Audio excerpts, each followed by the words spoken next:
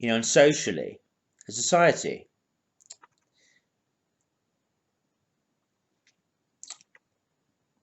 So,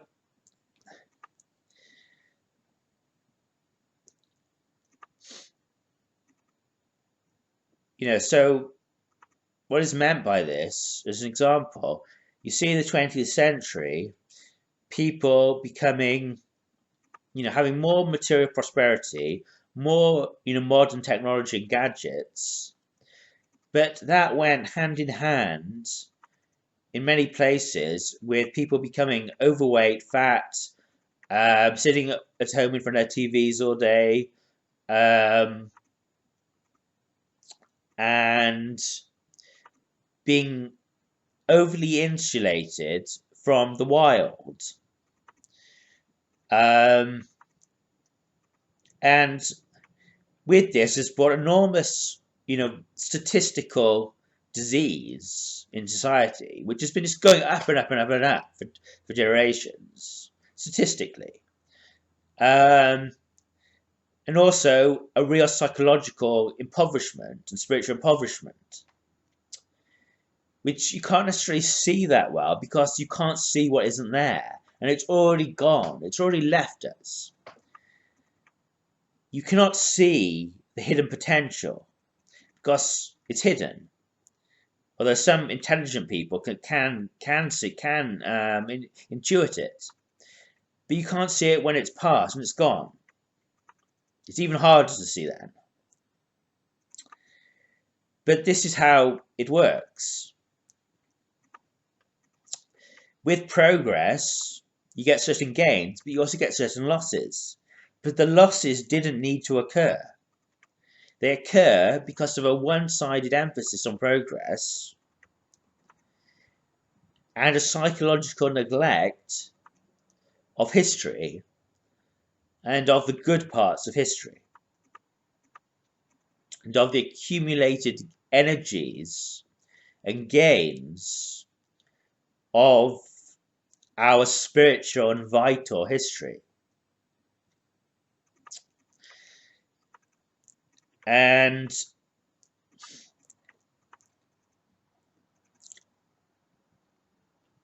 when we neglect these things, we become,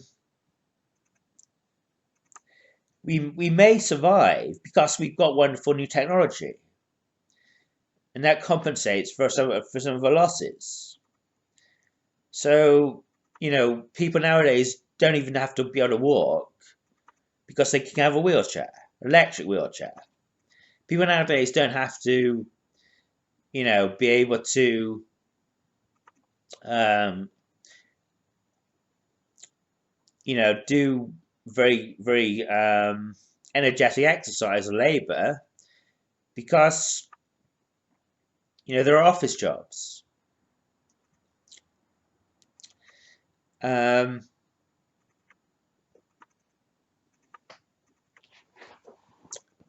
People nowadays don't have to be able to, speak beautifully or make, wonderful art because they have other people to do it for them. Um, but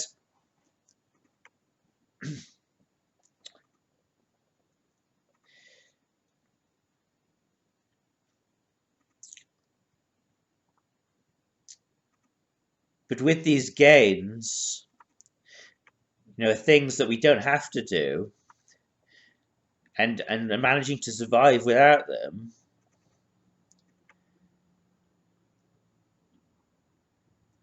come come deep losses. Um,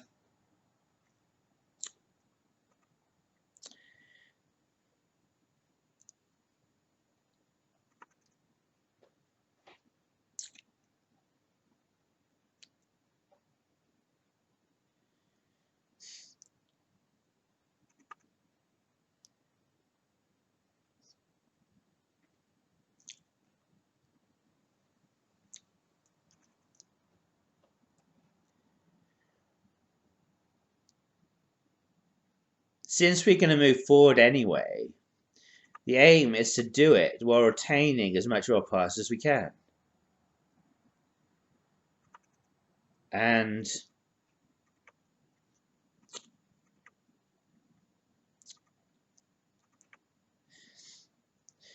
we want to remain as human as we can.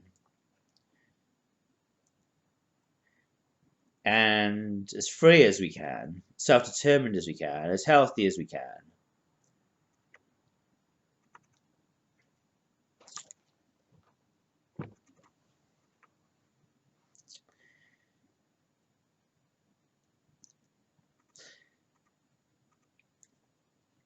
And not rush forth into society where we exist, or which our children exist, but they exist in more debilitated and worse conditions than we do now.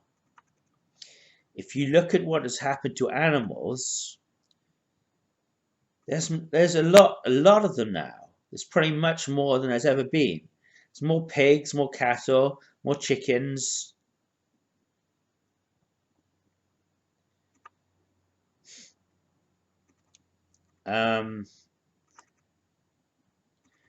More ducks, more yeah,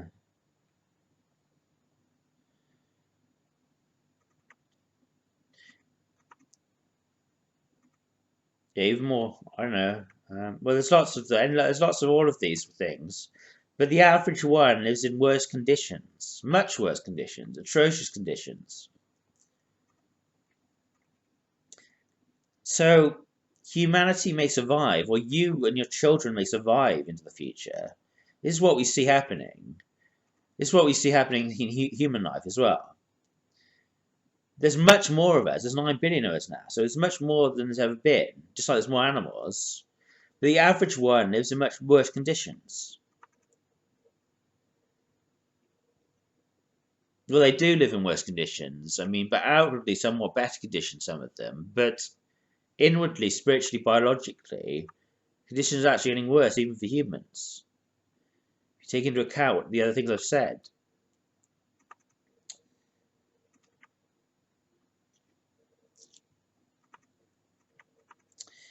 Because those who control livestock, the shepherds, the leaders, the elite, well, it seems like they have a use for, lower animal life. They eat it, so, well, they enjoy it, having power over it in some way. So there might be more, you can breed in some way, as long as it's, artificial insemination, so be breeding, so be existence, some sort.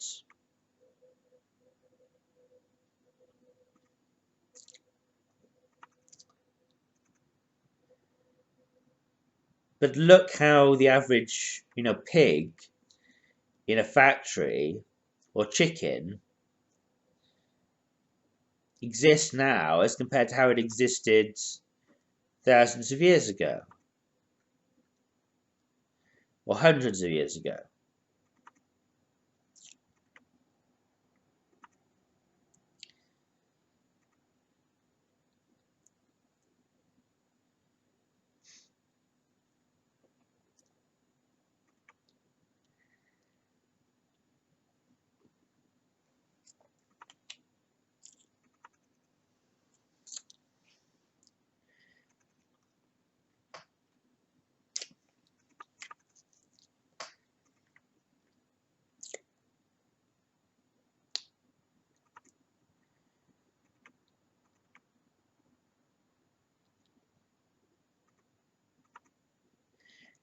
See, this is the trend, and for humans, or at least for some humans, or potentially even all humans, this trend doesn't have to be like this. Because, if the pig had been clever and they had access to the technology itself, the chicken had been clever, had access to technology, it could have used the technology in a way which didn't mean confining itself to a tiny little cubicle cage its entire life, being shot full of hormones. Instead, it could have, used the technology to keep away predators and stop being eaten from lions, perhaps, but still being, cheerfully swanning about or leaping about, frolicking about, in the forest, and maybe eating some low organisms of by itself if it wanted to, still, but or it could just be just at least enjoying its freedom out in the wild, and at least having the pleasure of romance, and taking care of its own offspring and chicks, um,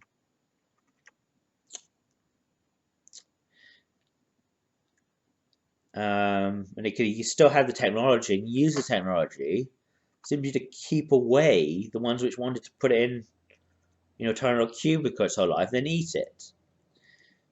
This is the situation we're in. We can march forward with the technology,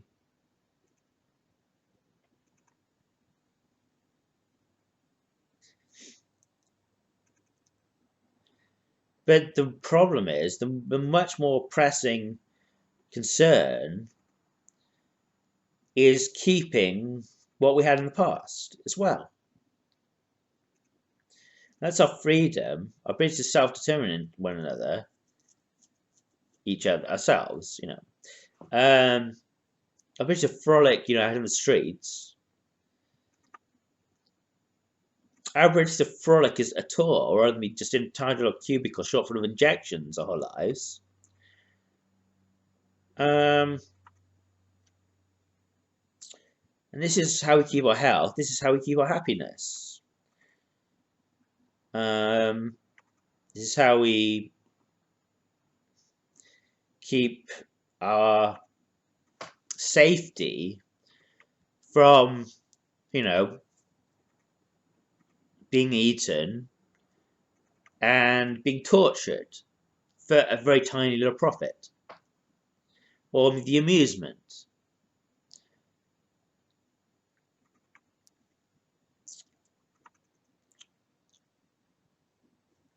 of people who we now call other humans, but who will differentiate, into essentially a master race.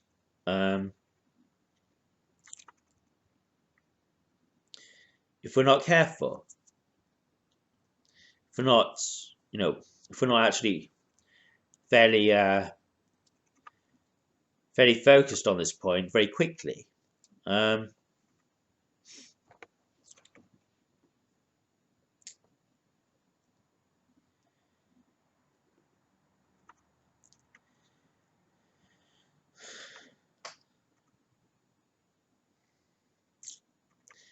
So we maintain our past, we maintain our history, not so we can just go back to there, but so we can enjoy it as well.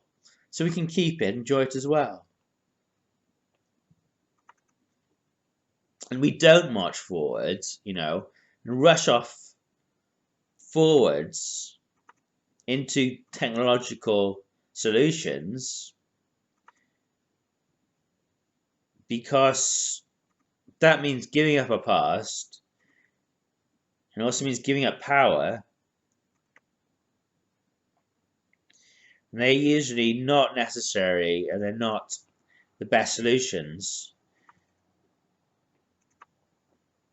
because a lot of the solutions as well do themselves wrong in the past, because we were moving forwards too quickly.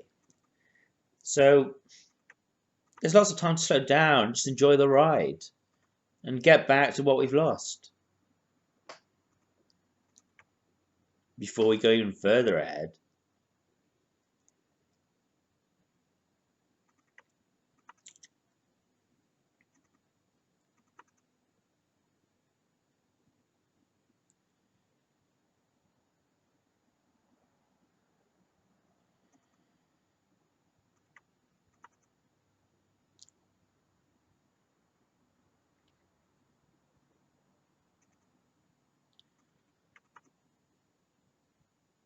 when you see progress in general, you shouldn't just see progress, but you should also see disloyalty.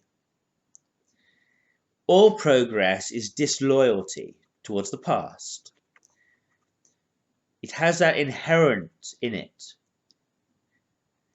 They say the word progress, but you, if you want to be the best thing you can, the best person you can, still, you should think disloyalty as well, because they will always be trying to subtly. You will always be giving something up to get what they're offering, and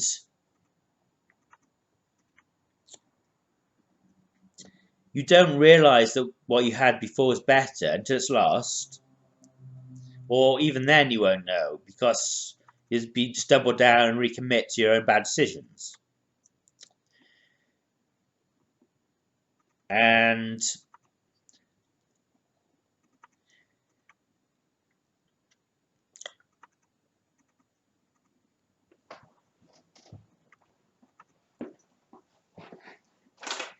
health and happiness tends to be achieved by staying true to something, by staying true to yourself and true to your nature and just true to something. This creates solidity, safety, security, health, happiness. When we rush because we are, tempted by something that looks nice, which we don't have, and we just pursue it like a material item, like a consumer good, which we must buy, stacking ourselves up with very, very, cheap plastic goods, which are enormously expensive and cost us enormous amounts of labor to get. Giving up our natural freedom in our time to possess things we won't use or we didn't need to use.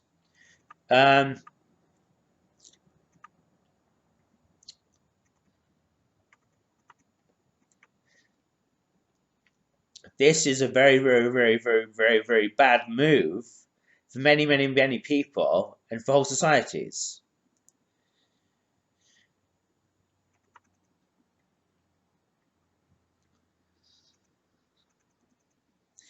Whenever you reach for any kind of treatment, any kind of solution, any kind of cure, any kind of luxury, any kind of desire,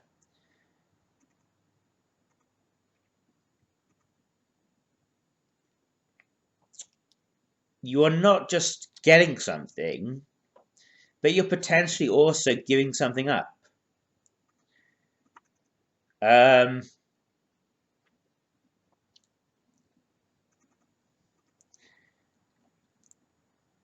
There's a reason that meditation and stillness are healthy, which they have proven they are to many, many people. What is meditation? What is stillness? Well, it's not looking outside of yourself for solutions. It's not having the Buddhist, what the Buddhists call attachment to the outer world. It's not being lost in the rush of life. It's just remaining content in yourself, in your own stillness, inner stillness, and your own equanimity of mind. And this is extremely, extremely healthy. It's probably the healthiest thing.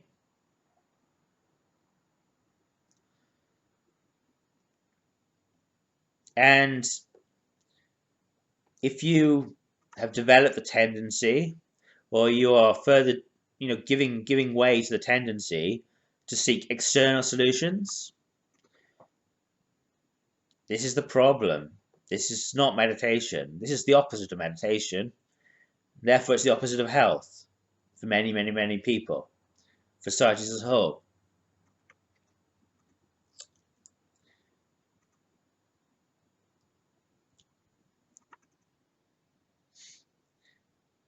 Real health requires real health involves having a strength of mind to realize that you don't need any kind of external solutions, any kind of solutions, any kind of treatments.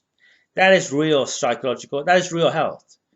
And it's a psychological operation of oneself and one's own mind that many, many, many people can do. Some people can't do so well, and some people won't do even though they can do.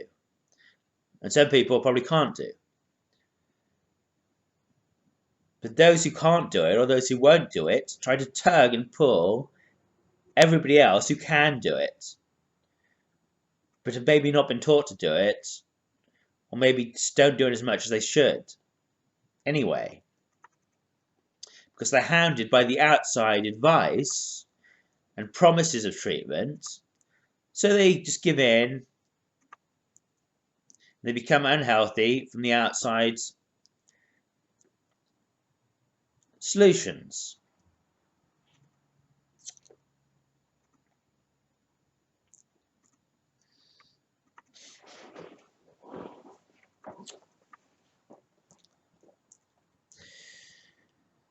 There is a human capacity, a spiritual capacity of the soul, which everybody has or has at birth, whereby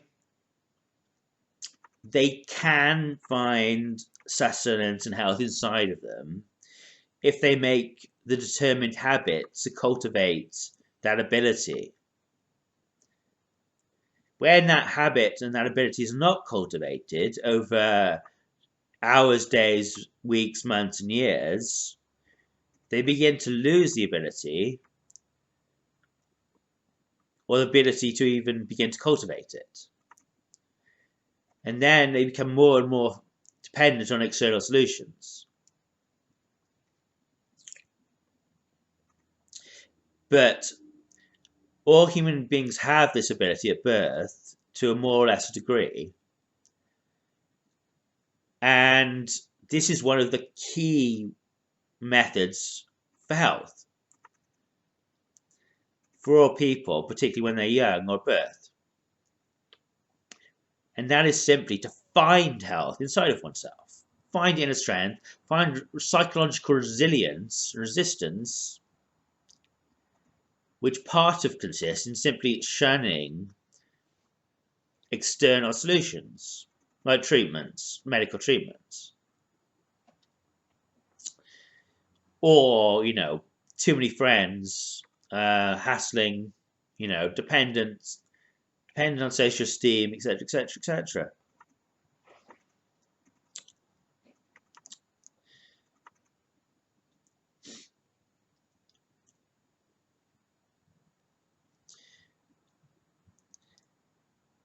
So this is something that, we need to learn as a culture. There's still any hope of doing so. Again, concentrate more on, finding health inside of oneself. Over long, hours, days, weeks, months, and years. But also, in the moment, now, in the present, go back to this kind of healthy habit, meditation of finding health inside of oneself.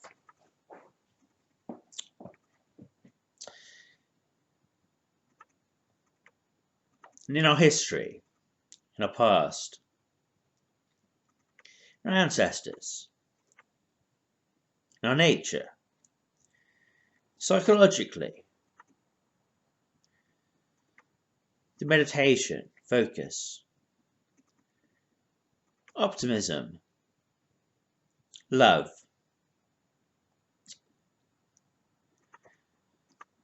expressing our natural impulses and instincts,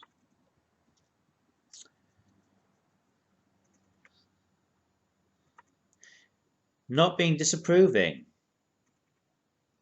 not being hung up on social shame, inhibitions, treatments, requirements, problems, artificial.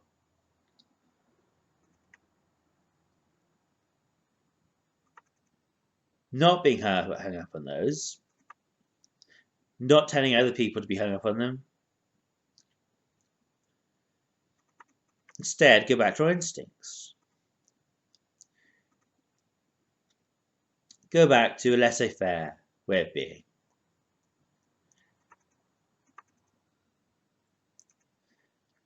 Just good-natured and confident, courageous, optimistic, mindful of our past, reverent, grateful, of our past, of our optimistic of our inner resources, and a capacity to heal.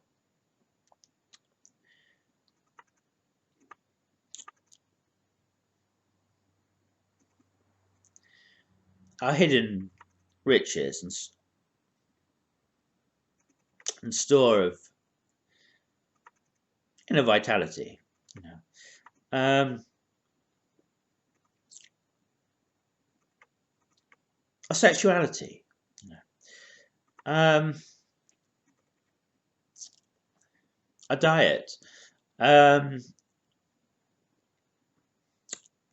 those are others around us.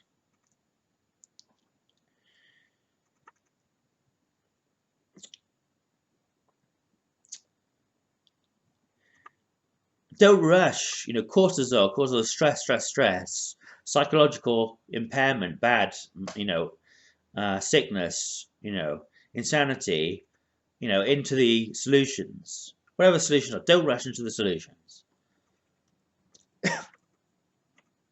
Don't be dependent. Don't be psychologically dependent. Don't rush to give up your freedom. Don't accept people taking freedom off you. Because they're not you, and they want to use to take advantage of you. They'll make you more afraid and more sick. Don't rush into a factory farming model society. Don't rush for people to put foreign chemicals and objects in your body. Not even if it's a tall, dark stranger in a darkened alley, although that can be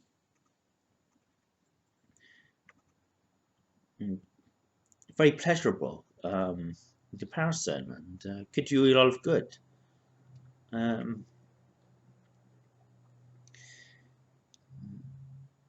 Put things in perspective a bit. I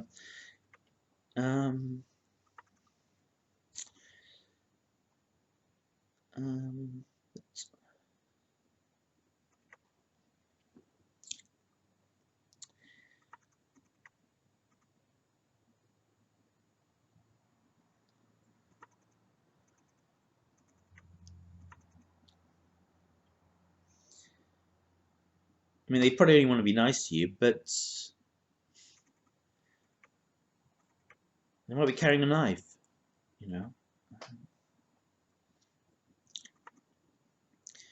Bill Gates has access to a lot more than knives, and he has a history of using them. On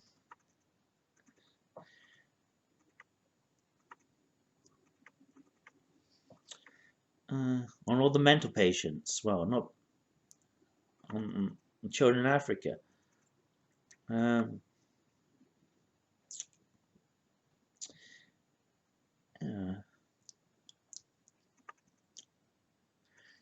If you really want to have the moral high ground, if you really want to be safe, well, these things, whatever things you do to look after yourself and affirm yourself and take good care of your health, whenever you draw power inside of yourself, if you really want to be safe and really have the moral high ground, then that should go with self-discipline as well. Then, even God himself cannot really take issue with you. He can't find fault with you. Even he can't find fault with you. Nobody can find fault with you. Take after your health, affirm yourself, love yourself. That's most of the battle. But if you really want to be safe, then you combine that with self-discipline as well. And so They're saying they're going to inject you. They're going to control you, but because you might overpopulate the planet if you otherwise. You're going to have too many children. Are you going to look after them? Really properly. As well as you should. Are you going to be negligent, turn a blind eye when you want to cut off their own genitals, or are you even going to encourage it? Are you going to turn a blind eye when they get drunk, in their teenage years and, give themselves brain damage? Are you going to turn a blind eye when they torture their hamster? Are you going to, turn a blind eye when they don't know what to do with their life and they're just lost in nihilistic wilderness for the first 30 years of their life? Are you going to do that, or are you going to really give them care and attention and love and make sure they're happy and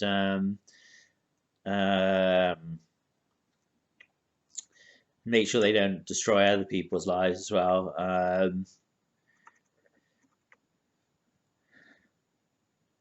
Because if the way things go in society, if Bill Gates doesn't sterilize us, and the Africans, well, we just have more and more humans, and more humans is a problem for the planet, for one another. It just simply is. We spend more and more resources. We take up more land and room for one another. We threaten to kill one another, getting out of control. Hurt one another, and we don't bring much. We're all the same. And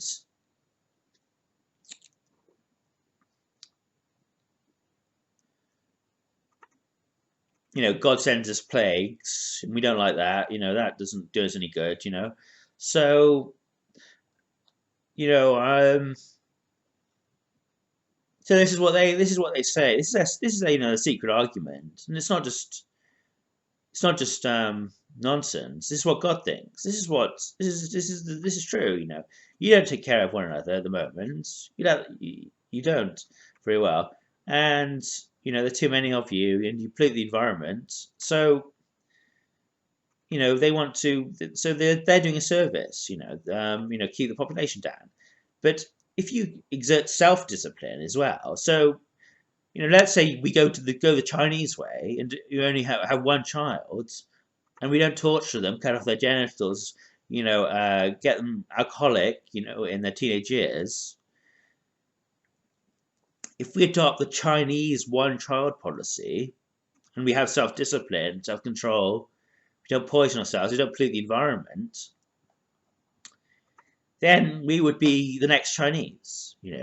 Chinese taking over the world. Why? Because they one child policy. God loves that. These people are very, very self-disciplined, restrained, and they're rewarded. They are rewarded. If we did the same,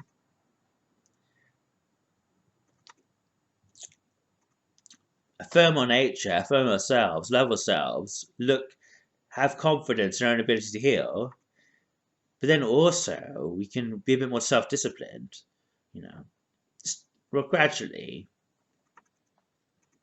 Then, we really give ourselves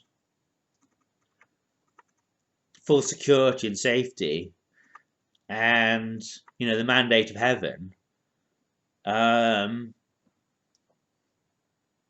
which is the philosopher's stone and the elixir of eternal life.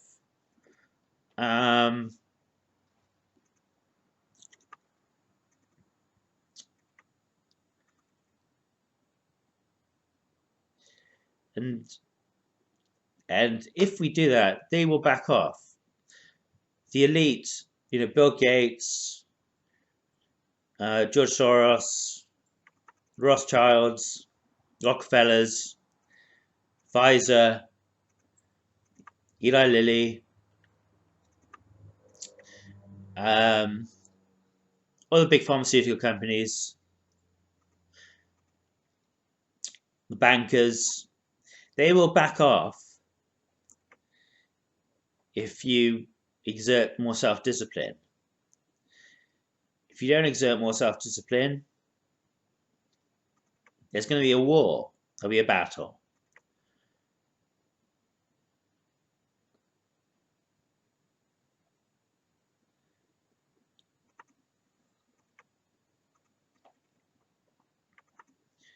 Or you will simply go like a herd of lemmings or a herd of pigs into a factory farm.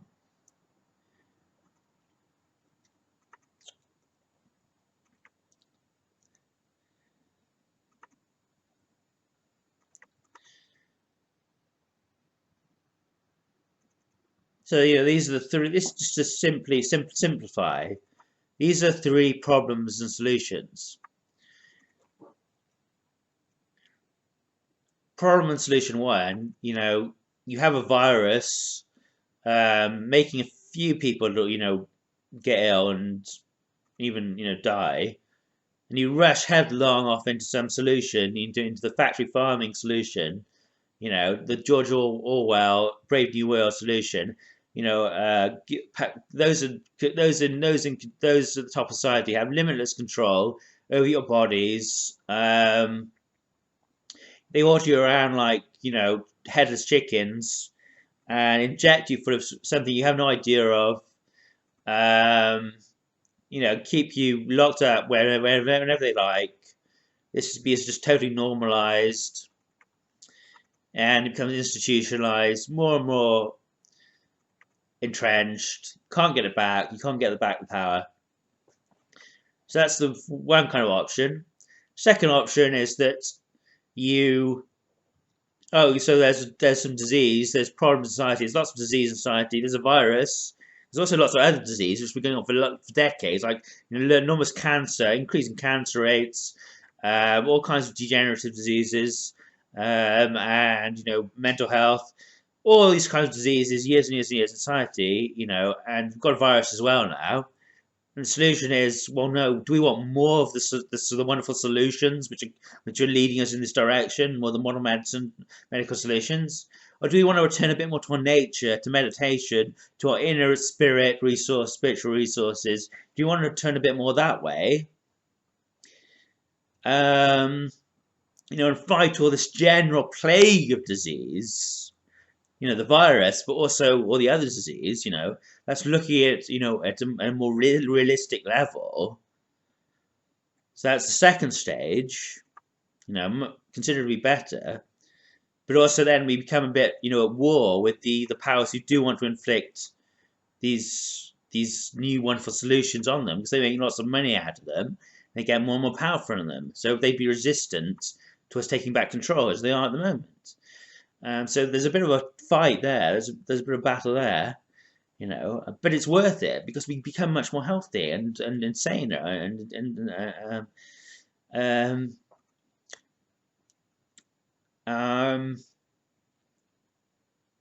and we prevent this general trajectory, of enslavement and domesticization, and factory farm, we prevent that trajectory. We begin to fight it at least.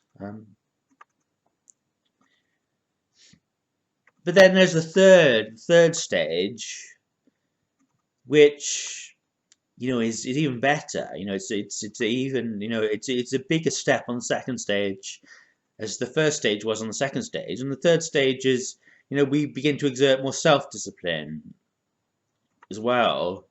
So we take away the rationale of the powers that be a bit more.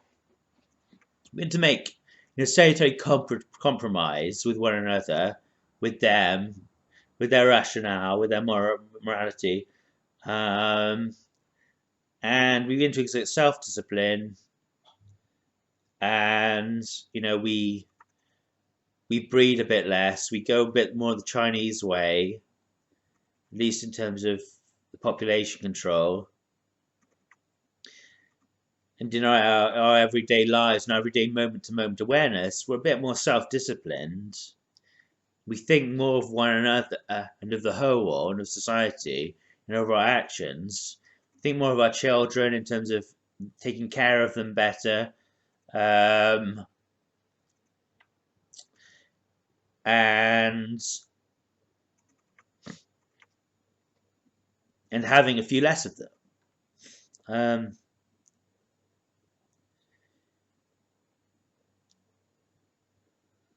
And having eating better foods, polluting the environment less when we do that, speaking less and speaking better, so we speak more beautifully and more poetry, we say kinder, better, wiser things to one another. We don't clog the whole world, the environment, with excess information or loud noises. We say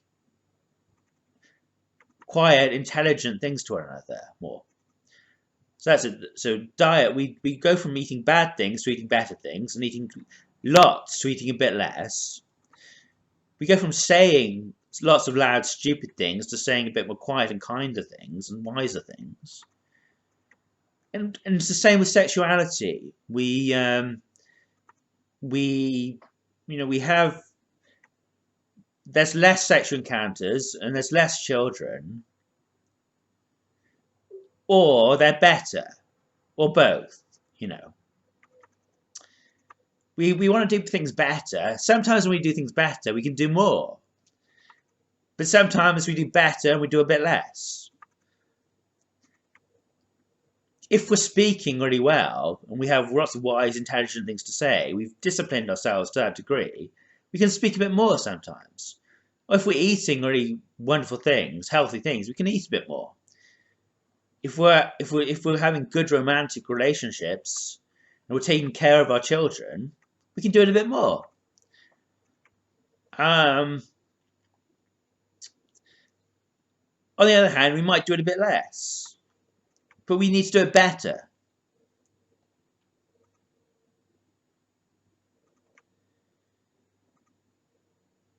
And it comes from care, and it comes from meditation, it comes from self-discipline. It comes from thinking more of ourselves and thinking more of others. It comes from looking inward, looking to our own internal resources, looking at our ancestry, looking at our history, looking at our nature, not jumping to instant conclusions, instant gratification, not jumping to the wrong solutions, thinking a bit more, and coming to the right solutions a bit later.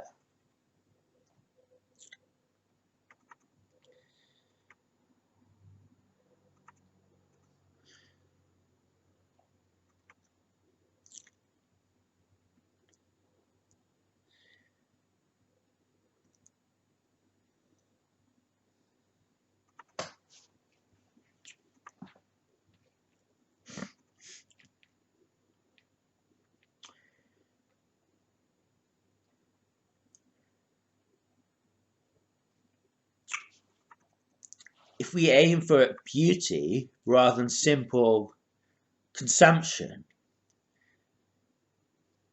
then we will be favored by those around us and by God Himself, both individually and collectively. And our enemies will retreat, be forced into retreat. And those who would enslave us and offer us false solutions, which have big drawbacks attached to them, and end up enfeebling, humiliating, subjugating, uglifying us, they will back off, move more into retreat. We will be safe and free from them.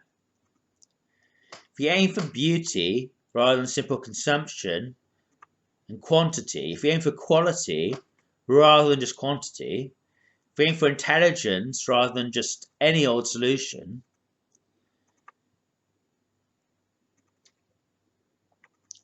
we aim for real care and real love as opposed to casual, fake love and fake care and intelligent care, if we aim for an intelligent care, good quality care and good quality love, aim for beauty rather than simple, than permit ugliness, this is the road to health and to safety and happiness and to collective empowerment.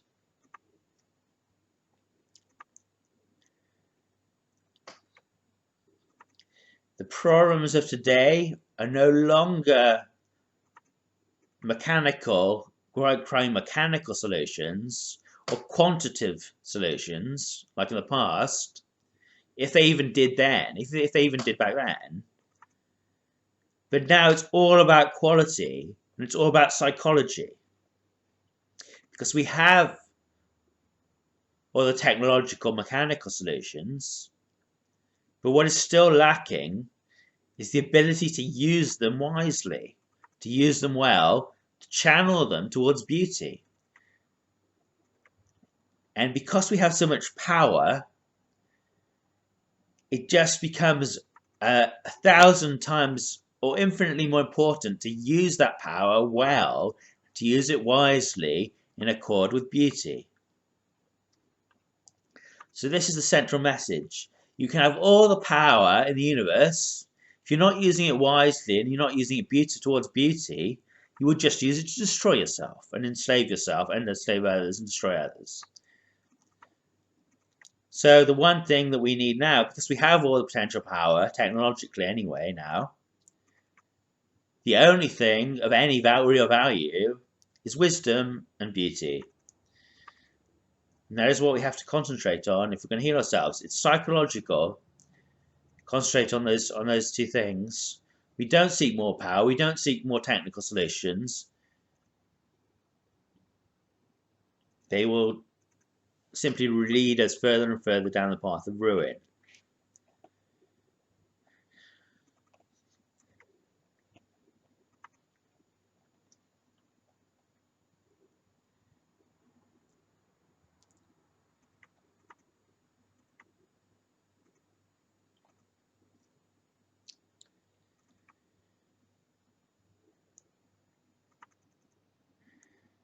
Power and money are useless if you just use them to inject yourself with poison and cut out your own ovaries, as many, many people in our society do. This is the fundamental fact and truth. You have to become a sculptor. You have to become Michelangelo if you want to really take care of your health now.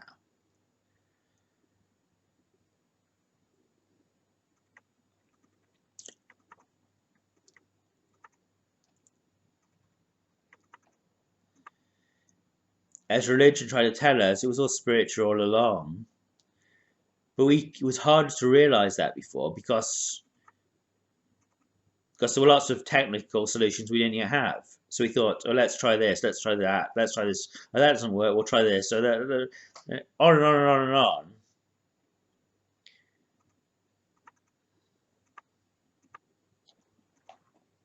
Just distracting ourselves by one thing after another.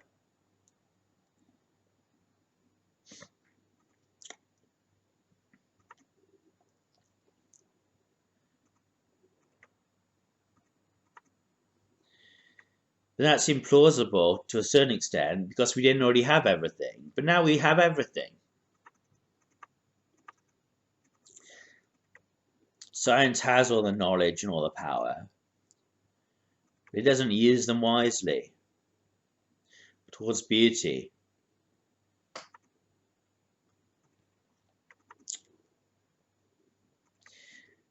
And that's why we become sicker and sicker and sicker as a society every year. As the statistics clearly show.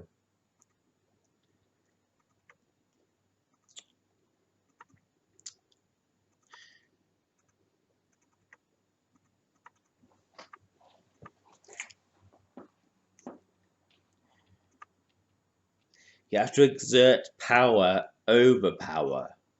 You have to exert the power of knowledge, genuine knowledge or wisdom over power in order to actually help yourself and help others.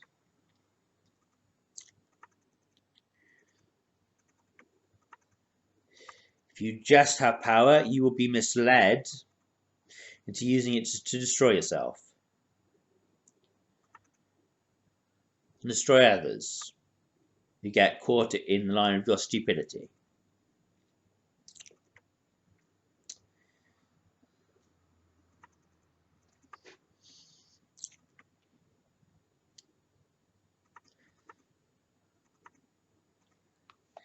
Life is a spiritual battle, but that is hidden from us under normal conditions, fortunately.